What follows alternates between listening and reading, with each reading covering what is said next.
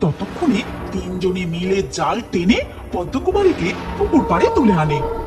বারে বারে খুবু তুমি খেয়ে যাও ধান, এবারে বুঝিব আমি তোমার পড়ান। ওম হ্রিম ক্রিম ছটফট, যাদের আমি আহ্বান করেছি তারা বেরিয়ে আয় চটপট। ওম হ্রিম ক্রিম ছটফট, আয় আয় বেরিয়ে আয় চটপট। এই মন্ত্র পাঠ করে যজ্ঞের আগুনে আহুতি দিতেই নরকের সামনে প্রকট হয় ভয়ঙ্কর চেহারার ডাইনি, পেতনি আর শাকচুন্নি। নারুকে, তুমি আমাদের এখানে এইভাবে ডাকলে কেন? বলো, আমরা তোমার কি উপকার করতে পারি? তোদের আমি এখানে ডেকেছি এক বিশেষ উদ্দেশ্যে। তোরা এখান থেকে বেরিয়ে রাজার মহলের পিছনের পদ্ম পুকুরে যাবি। রাজা সেখানেই তার অদ্ভুত কন্যা পদ্মকুমারীকে লুকিয়ে রেখেছে। তোরা তাকে সেখান থেকে তুলে টেনে হিচড়ে আমার গুহায় নিয়ে আসবি।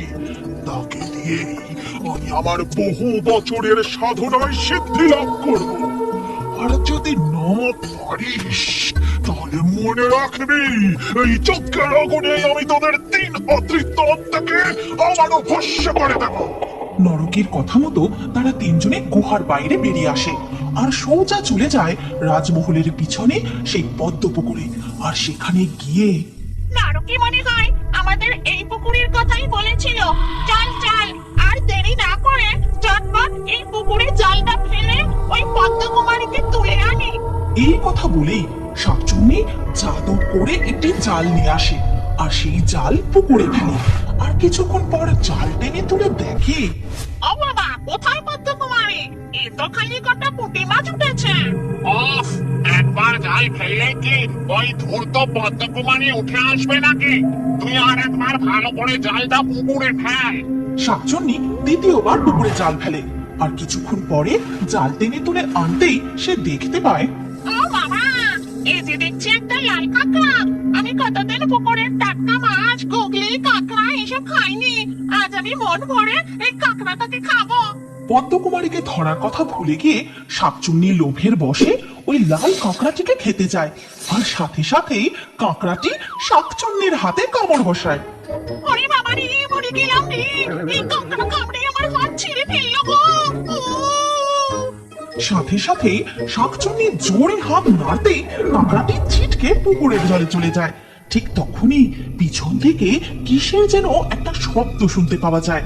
আরে চুপ কর, চুপ কর। দেখ, তোর চিৎকার শুনে নিশ্চয়ই কেউ এদিকে আসছে। বেশি লোভ করলে এমনটাই হয়। চল এখন পালাই এখান থেকে, পরে এসে পদ্মকুমারীকে ধরে নিয়ে যাব। এই কথা বলে তারা তিনজনে সেখান থেকে পালিয়ে যায়। এর পরের দিন সকাল হতেই রাজা যখন পদ্মপুকুরে তার একমাত্র কন্যা পদ্মকুমারীর সাথে দেখা করতে আসে, জানেন পিতা, কাল রাতে নিশ্চয়ই এই পুকুরে কেউ মাছ চুরি করতে এসেছিল আর বারবার পুকুরে জাল ফেলছিল। আমি খুব ভয় পেয়ে গিয়েছিলাম আর কোনো রকমে সেই জাল থেকে নিজেকে বাঁচাই। এই পুকুরে এসে জাল ফেলেছিল, কিন্তু এই দিকে তো কারো আসার কথা নয়, কারণ মহলের পিছনে আমার কড়া পাহারা বসানো আছে। তাদের চোখ এড়িয়ে এদিকে আসা কারো পক্ষে সম্ভব নয়। হ্যাঁ পিতা, আমি সত্যি বলছি। আমি ফিসফিস করে তাদের কথা বলার আওয়াজ শুনতে পেয়েছি। ও কিছু না, ও তোমার মনের ভুল মা। তুমি একদম ভয় পেও না, আমি তোমার কিচ্ছু হতে দেবো না। এই কথা বলে রাজা পদ্মকুমারীর মাথায় হাত বুলায়। তবে রাজা পদ্মকুমারীর বলা কথাগুলো একেবারে ফেলে দিতেও পারে না। সে মহলে ফিরে গিয়ে এক প্রহরীকে ডেকে বলে, শম্ভু, আজ থেকে তুই প্রত্যেক দিন রাতে আমার মহলের পিছনের পদ্ম পুকুরে পাহারা দিবি। ওই পুকুরে অনেক মাছ রয়েছে, আমি মাছ চুরি হয়ে যাবার খবর পাচ্ছি। তাই তুই সারা রাত জেগে ভালো করে পাহারা দিবি, আর কাউকে আসতে দেখলেই সোজা এসে আমাকে খবর দিবি। রাজার আদেশ মতো সেদিন রাতে প্রহরী পুকুর পাড়ে বসে পাহারা দিচ্ছিল। আর ডাইনি, পেতনি ও শাকচুন্নি উড়ে উড়ে সেখানে এসে প্রহরীকে দেখে বলে, ও বাবা, রাজা আবার পদ্ম পুকুরে পাহারাদার বসিয়েছে দেখছি। সব হয়েছে এই শাকচুন্নিটার জন্য। কাল নিশ্চয়ই ওর চিৎকার কেউ শুনতে পেয়ে গেছিল। অমনি সব দোষ আমার, তাই না? আর কাঁকড়াটা যে আমার হাতে কামড়ে দিল তার বেলা। তোরা চুপ কর তো। চল গিয়ে আগে ওই বেটাকে মজা দেখায়। এরপর তারা তিনজন উড়ে গিয়ে পদ্মপুকুরের পাশের গাছটিতে বসে। আর তারপর তিনজন মিলে মানুষের গল্প, মানুষের আমি কাদের গলা শুনতে পাচ্ছি, আর আওয়াজটা কোন দিক থেকে আসছে? এই কথা বলেই শম্ভু যখন এদিক ওদিক তাকাতে থাকে তখন তার সামনে ঝপ করে ঝাঁপ মারে ডাইনি, পেতনি আর শাকচুন্নি। তাদের তিনজনের এই ভয়ঙ্কর রূপ দেখে ওরে বাপরে! শম্ভু অজ্ঞান হয়ে পুকুর পাড়ে পড়ে যায়। তারপর পেতনি তার পা ধরে টেনে তাকে পুকুরের পাশ থেকে সরিয়ে দেয়।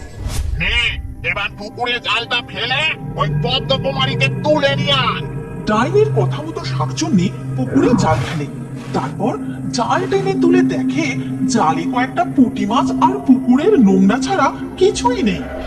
ধর ধর, এ তো কয়েকটা পুঁটি ছাড়া আর কিছুই উঠছে না। এই কথা বলে সে আবার জাল ফেলে, আর প্রতিবারই পদ্মকুমারী নিজেকে বাঁচাতে জাল এড়িয়ে পুকুরের এক এক প্রান্তে গিয়ে লুকিয়ে পড়ে। তারা এইভাবে হবে না, আমাকে আমার দিব্য দৃষ্টি দিয়ে দেখতে হবে। তারপর ডাইনি তার দিব্য দৃষ্টি দিয়ে দেখতে পায় পদ্মকুমারী জাল এড়িয়ে এদিক ওদিক লুকিয়ে পড়ছে।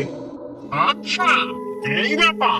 সব এইভাবে জাল ফেলে হবে না, আমাদের তিনজনকে পুকুরে নেমে জালটা পুকুরের তিন দিক থেকে টানা দিতে হবে। এরপর তারা তিনজনে মিলে জালটা পুকুরে ফেলে। তারপর জলে নেমে জালটা তিনজনে তিন দিক থেকে টানতে শুরু করে। ইতিমধ্যে শম্ভুর জ্ঞান ফিরে আসে, আর সে সেখান থেকে কোনো রকমে পালিয়ে রাজাকে গিয়ে সব কথা খুলে বলে। রাজপুরোহিত মশাই, আর এক মুহূর্ত দেরি করা ঠিক হবে না। আপনি এক্ষুনি আমার সাথে চলুন। ততক্ষণে তিনজনে মিলে জাল টেনে পদ্মকুমারীকে পুকুর পাড়ে তুলে আনে। আরে বারে ঠকু, তুমি খেয়ে যাও থাম। এবারে দিব আমি তোমার পড়ান। খুব চালাকি করছিস তাই না? জল থেকে এদিকে ওদিকে পালাচ্ছিস। এই চল, এটাকে নিয়ে গিয়ে নরকে নিয়ে আসি। আরে দাঁড়া না, এখনো অনেক সময় আছে।